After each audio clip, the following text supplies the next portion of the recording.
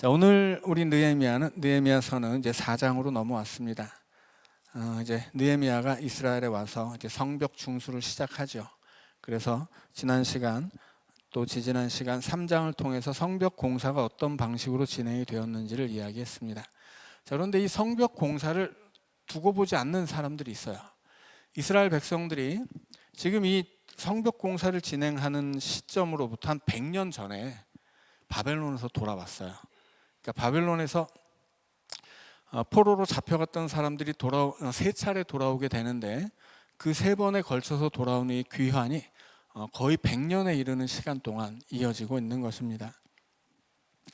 자, 그래서 바벨론이 무너지고 바벨론을 대신하는 페르시아가 이 이스라엘 백성들에게 고향으로 돌아가서 니네 나라를 다시 세우라 허락해주고, 그렇게 고향으로 돌아가는 사람들에게 자유뿐 아니라 여러 큰 재화와 또 성전을 세우고 성곽을 세우고 그들이 다시 나라를 세우고 살아갈 수 있는 여러 가지 것들을 배려를 해 주었어요.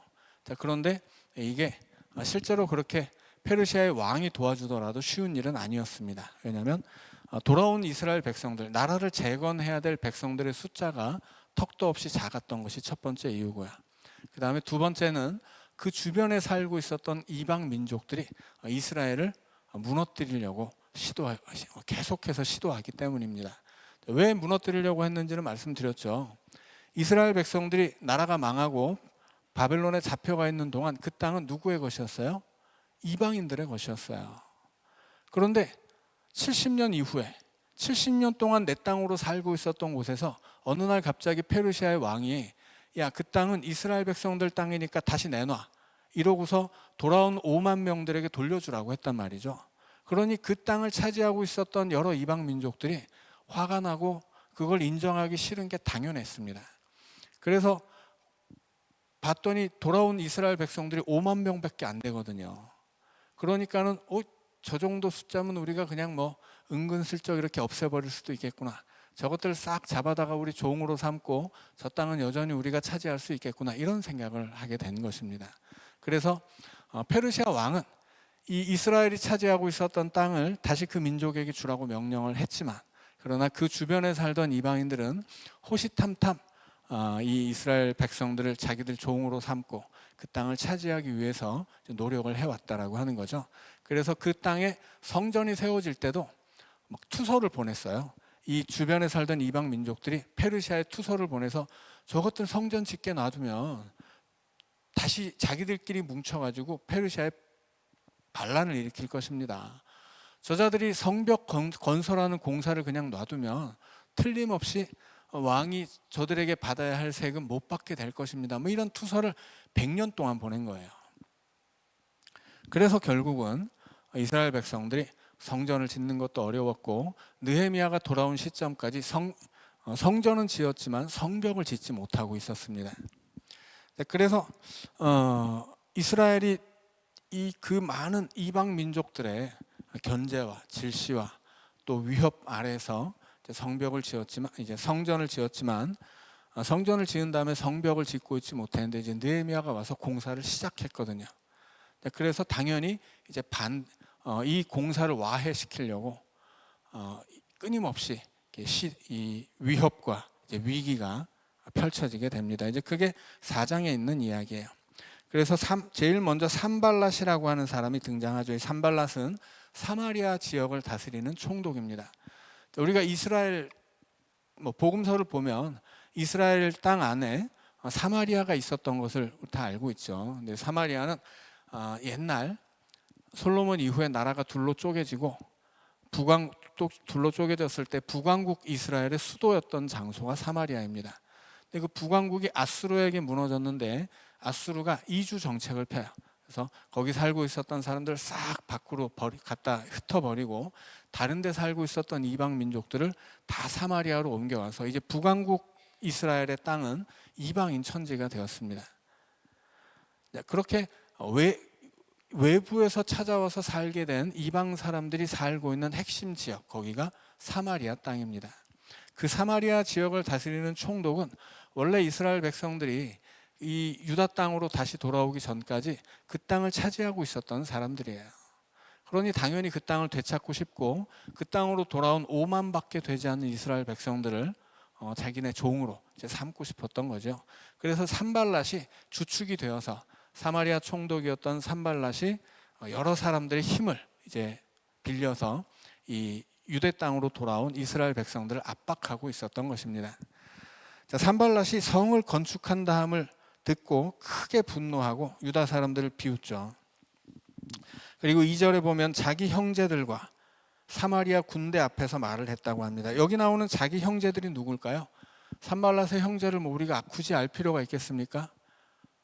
여기서 나오는 산발랏의 형제들은 그의 친형제들이 아니고 7절에 보면 산발랏과 연합을 한 동맹 세력들이 있습니다. 그들이 바로 여기 나오는 자기 형제들이에요.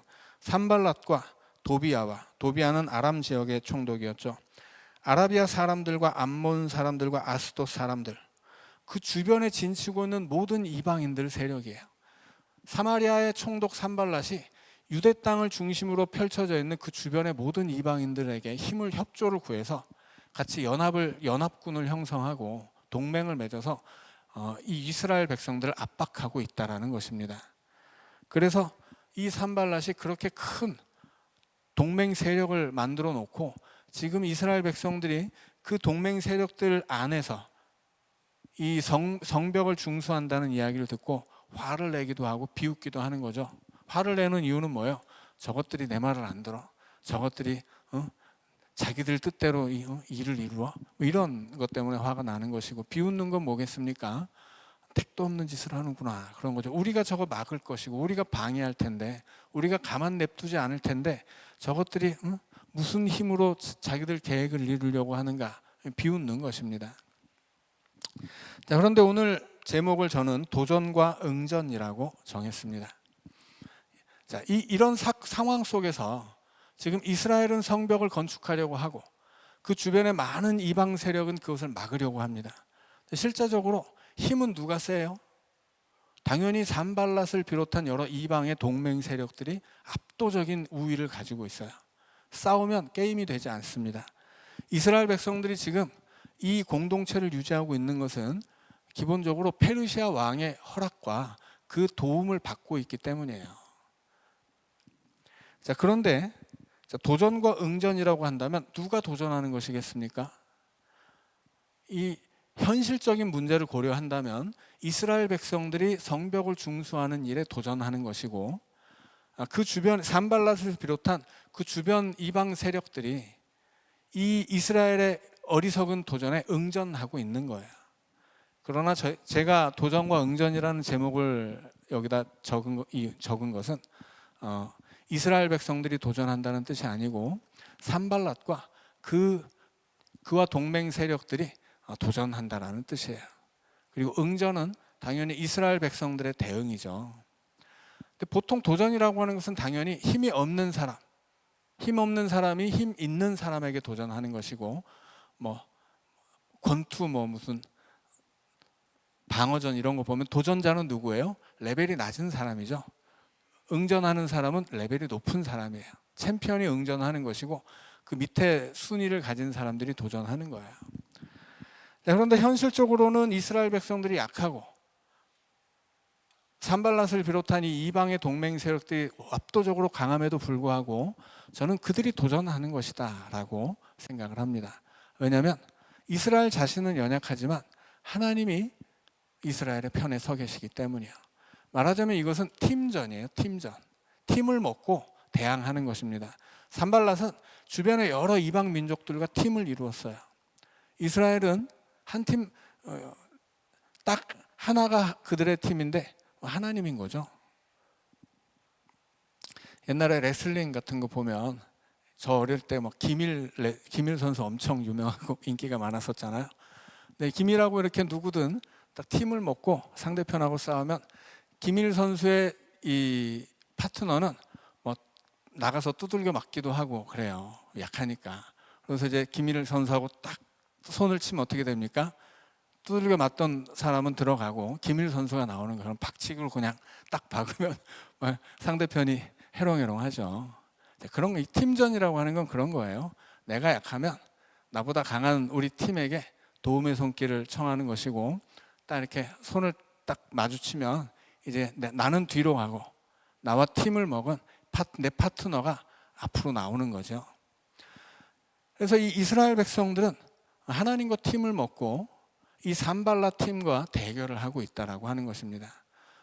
사람의 눈으로 보면, 혹은 세상의 눈으로 보면 압도적으로 강한 것은 이 산발랏의 힘이에요. 그가 가지고 있는 힘, 또 그와 동맹을 맺은 이 여러 지역 총독들의 힘, 이것은 이스라엘을 압도하는 것입니다. 그럼에도 불구하고 그들이 도전해야 하는 이유는 하나님이 이스라엘의 편이기 때문이에요. 이것은 오늘 우리에게도 마찬가지라고 하는 거죠. 세상 앞에서 우리는 아무것도 아닌 사람들 같아요. 이 세상 앞에서 우리의 힘이라고 하는 것은 미약하죠. 우리는 아주 힘도 미약하고 지혜도 미약하고 모든 부족한 것들 투성이에요. 그럼에도 불구하고 우리는 하나님과 한 팀이에요. 우리는 하나님과 동행하고 우리는 하나님을 의지합니다. 우리는 어떤 위기를 만나고 내 적들을 만났을 때 하나님께 손을 내민단 말이에요. 그럼 우리는 기도할 때 내 손을 잡은 것 같지만 내가 기도할 때 붙잡은 이 손은 내 손이 아니라 하나님의 손입니다. 그래서 우리는 위기 앞에서 기도하게 되고 내가 만난 적들 앞에서 기도하게 되는데, 그때 그 기도의 손은 하나님과 터치를 하는 거야. 나는 하나님의 손을 붙잡음으로써 내가 만난 문제 앞에서 뒤로 빠지고 하나님이 전면에 나서시는 거예요. 그래서 우리는 세상 앞에서도 내가 이 세상을 향해서 도전하는 것이 아니라고 하는 사실을 알아야 합니다. 세상이 나와 함께 계신 하나님 앞에 도전하는 거예요. 나만 보면 나는 얼마나 약해요. 나는 나약하기 그지없습니다. 나는 부족하기 그지없죠. 그러나 나는 하나님과 한 팀이에요. 그래서 나는 세상에 나가서 두들겨 맞을 수도 있지만 그때마다 우리는 어떻게 합니까? 그때마다 하나님 앞에 손을 내미는 거예요. 하나님이 내 손을 잡아주시고 하나님이 내 삶의 전면으로 나서서 하나님이 싸워주시는 것입니다. 그래서 도전과 응전이라고 할 때 우리가 도전하는 게 아니에요. 세상이 우리에게 도전하는 것이고 우리 뒤에 있는 하나님에게 도전하는 것입니다.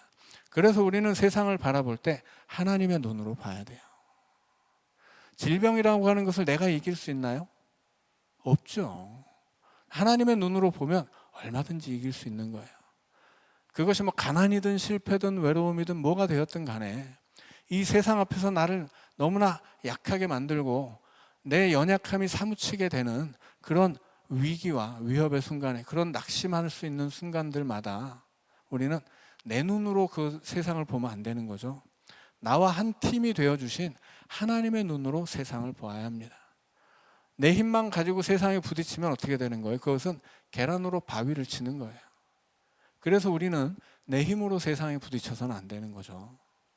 우리는 철저하게 하나님 뒤로 숨어야 되는 것이고 하나님을 의지해야 되는 것이고 하나님의 손을 붙잡아야 되는 것입니다.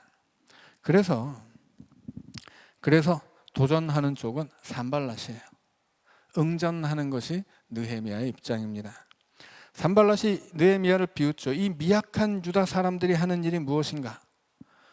정말 어처구니 없게도 이스라엘의 대적자였던 산발랏의 입을 통해서 이스라엘이 하고 있는 일을 정확히 드러내고 있습니다.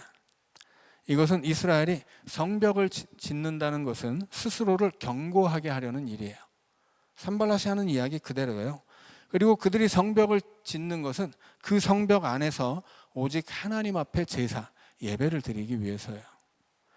그리고 그들이 이 성벽을 지으면서 그들은 산발랏이 말한 그대로 하루의 일을 마치려고 했어요. 동시다발적으로 공사를 시작했다고 했죠. 그리고 그들이 하려는 일은 뭐예요? 불탄 돌을 흙 무더기에서 다시 일으켜 세우는 거예요. 불탄 돌을 다시 일으켜 세운다는 건 뭐냐면 이미 무너진 이 성벽을, 그 무너진 성벽의 돌을, 그 돌을 이용해서 다시 쌓는다는 것입니다. 그러니까 본래 성벽을 쌓으려면 좋은 돌을 가져와야 돼요. 좋은 돌을, 새 돌을 가져다가 하나씩 규모 있게 쌓아야 튼튼한 성벽이 되는 것입니다. 그런데 지금 이스라엘은 어떻게 하려고 하는 거예요? 그럴 만한 여력이 없어요. 그럴 만한 여력이 없어서 좋은 돌 쓰지 못합니다. 좋은 돌 쓰지 못하고 그냥 부서져서 땅 밑에 깔려버린, 옛날에 무너져버린 그 돌들을 다시 캐서 부족하지만 다시 세우고 있는 거예요. 그렇게 안 하면 더 좋죠. 좋은 돌을 갖다 쓰면 더 좋죠. 근데 안 되는 거예요. 왜냐하면 가난하니까, 힘이 없으니까. 이것이 그들의 형편에서는 가장 최선이었어요. 그래서 산발랏이 저것들은 저 성벽을 통해 스스로 견고하게 하고, 저 성벽 안에서 자기네 신을 위해 제사를 드리려 하고, 그리고 동시다발적으로 일을 빨리 마치려고 하고, 그럼에도 불구하고 그렇게 하려고는 하는데 형편이 안 되니까 그 무너진 잔해에서 그 무너지고 부서진 돌들을 가져다가 성벽을 쌓는구나. 에이, 한심한 것들. 성벽을 쌓으려면 최소 우리 동네에 있는 성벽 정도는 돼야지. 좋은 돌 갖다가 튼튼하게 지어야지. 이렇게 비웃는 거예요. 그럼에도 불구하고 이스라엘 백성들이 그렇게 하는 이유는 뭐예요? 이것은 단순히 내가 힘이 없어서 그냥 있는 거로만 하겠다, 이런 뜻이 아니에요. 큰 돌이 있는데 큰 돌로 하면 좋지만 지금 그들에게는 부서진 돌, 불탄 돌밖에 없거든요. 그럼에도 불구하고 그것을 사용해서 성벽을 지으며 그들은 그 성벽에 하나님이 함께 해주시기를 기도하고 있는 것입니다. 예전에 우리가 소예언서 강해를 작년에 했나 재작년에 했나 잘 모르겠네요. 그때 스가랴 이야기를 했어요. 스가랴가 환상을 보는데 하나님이 그들의 성벽이 되어주세요. 그들이 성벽을 짓는데, 그들이 성전을 짓는데 그 성전 주위로 하나님이, 이 불과 같은 하나님이 임해서 그 불의 벽을 지어주시는 환상을 보는 거예요. 그러니까 이 이스라엘 백성들이 짓고 있는 이 성벽이라고 하는 것은 사람들의 눈으로 보면 비웃을 수밖에 없는 거예요. 이건 뭐 별것도 아닌 것이고 기껏 지어놔 봤자 그렇게 강하다고 볼 수도 없는 거죠. 그래서 이렇게 힘 있는 사람들은 보면 비웃을 수도 있는 것이에요. 그러나 중요한 건 그들이 만든 성벽이 얼마만한 두께냐, 얼마만한 높이냐, 이게 아니죠. 왜냐하면 그들에게는 단순히 성벽만 있는 것이 아니라 그들의 성벽이 되어주시는 하나님이 있기 때문입니다. 그들은 성벽을 지으면서 하나님을 의지하고 있는 거예요. 애초에 그들이 그 성벽 안에 먼저 지은 게 뭐냐면 성전이죠.